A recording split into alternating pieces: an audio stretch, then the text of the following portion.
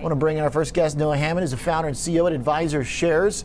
So Noah, on this idea of short-term risks versus long-term outlook, I want to jump to one of the areas you like right now, and it's the U.S. long-term Treasury bond. And about, any time over the last decade, that would have been like the most consensus view in the world, but it's starting to get a little bit contrarian here. I take it you're not afraid of yield spikes on the horizon if we start getting inoculated and economic activity starts picking up. Yeah, I'm not. You were just talking about gold earlier, and gold, I think, is a little bit of that tell, right? I think there's going to be a lot of pressure to keep interest rates down and keep the government being able to service the debt that seems to be increasing every year. And so we see interest rates being much lower for longer. So looking into 2021, you definitely, from our perspective, want to have an allocation to something like a TLT in your portfolio. No, when I look at TLT and then I look at, say, GLD, I see charts that aren't exactly the same, but I don't know, they don't look too much different either.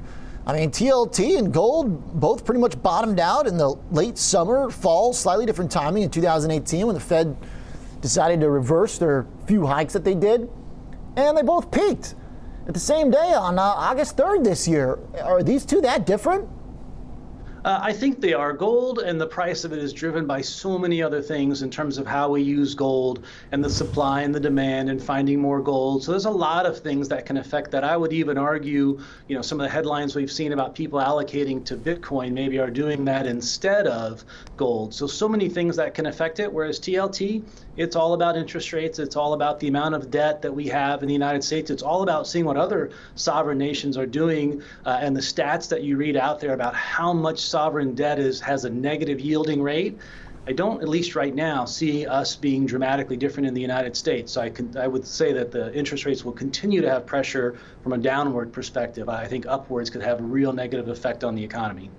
What's going to be that separating force that does break these charts apart? We're going to bring up the long-term look here again, just because the bottoms and the tops in bonds and gold are so similar that it kind of brings me back to this idea that the Fed was going in one direction from 2018, and now, even though they're still being very accommodative, what does it mean if they're not putting more in the system? It seems like right now that's showing up for gold through inflation because there's no inflation and the Fed's kind of on cruise control. So if we haven't hit it yet, maybe we're not going to hit it. But for bonds too, I mean, if investors were buying bonds because they always knew the Fed was going to buy even more in the next month, then if that's not going to happen and the Fed's static, then why don't people start selling off bonds just like they do gold?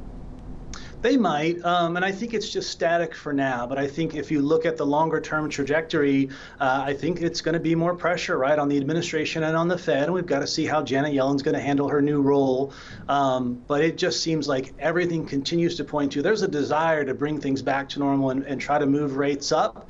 But I just don't see that happening anytime soon relative to the amount of debt and what's going on, even the things that you talked about now with stimulus checks and the amount of money that I think the new administration wants to put in infrastructure. There's a lot of spending ahead that raising interest rates will only make spending that money that much more difficult. So I think the longer term pressure, near and long term pressure, quite frankly, same thing. It's lower for longer, but it's still driven by the administration and the Fed at the end of the day. Okay. All right. So there's going to be some separation here. Do we need to see another kind of double dip, like a shock to the economy to prevent bonds from slipping here? Is it a sort of a rate of change where, gold might fall apart faster than bonds, but both going to go in the same direction? Or do you have to have a macro view that we're going to have another dip that's going to kind of force the Fed's hand even more? I think that's more the case, right? These are the two asset class categories that, can be very volatile with headline news or big, government-based decisions. So, we'll have to see, what those decisions look like. But I think as much as we don't want, a downward volatility in the marketplace, the market's at all-time highs in a global pandemic.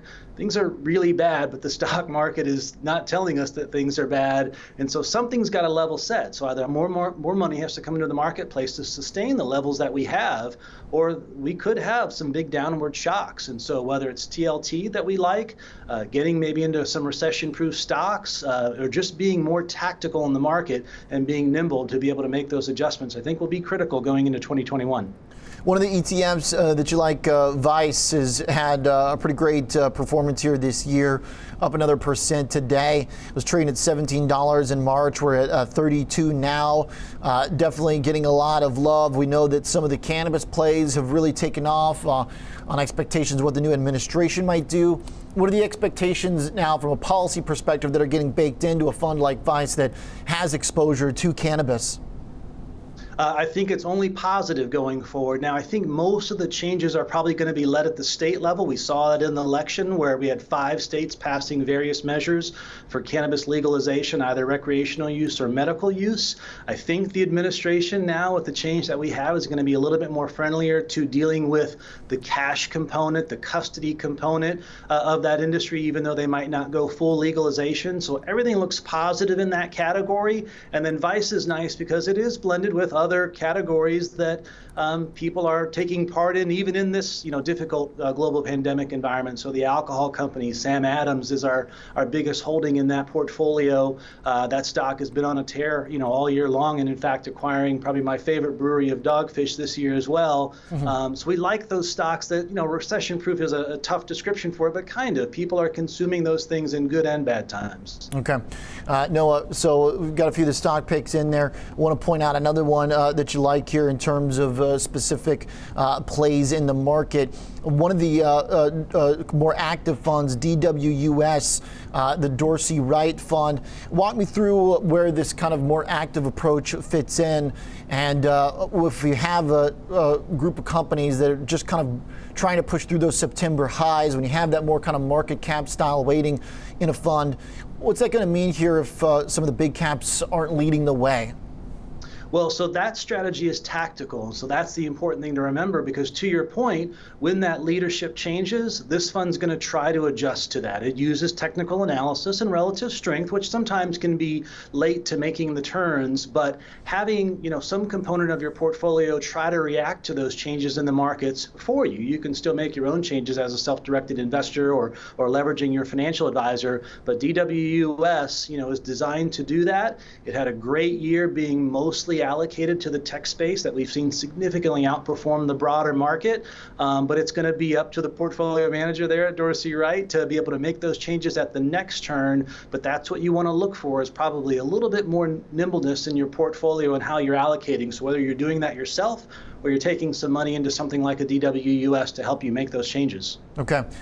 Noah, thanks for the thoughts. I like the walk through the ETFs and the case here to not give up hope on treasuries just yet. Thanks, Noah Hamman, founder and CEO. Thank you, sir, at Advisors.